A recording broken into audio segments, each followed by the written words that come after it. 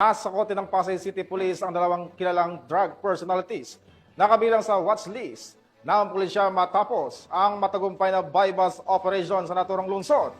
Ang balita mula kay Patrol Woman IB Corporal. Arestado ang dalawang lalaki na parehong nasa station-level intelligence watchlist sa sinagawang buy-bust operation ng Pasay City Police Station, Station Drug Enforcement Unit sa Barangay 30 Zone 5 sa Pasay City. Kinilala ang mga sospek na sina alias Gar, 45 anyos, at alias Julius, 27 anyos, na kapwa walang trabaho at residente ng nasabing lungsod. Nakumpiska sa kanila ang 4 na sachet ng hinihinalang shabu na may timbang na 10.15 gramo na may malaking halaga kasama ang mark money na ginamit sa operasyon.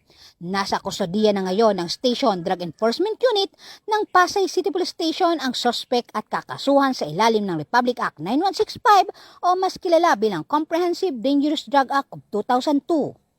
Mula dito sa Camp Bagong Diwa, Bikutan, Taguig City, ako po ang inyong PNN correspondent, Patrol Woman IB Corporal, alagad ng batas, tagataguyod ng Balitang Pulis.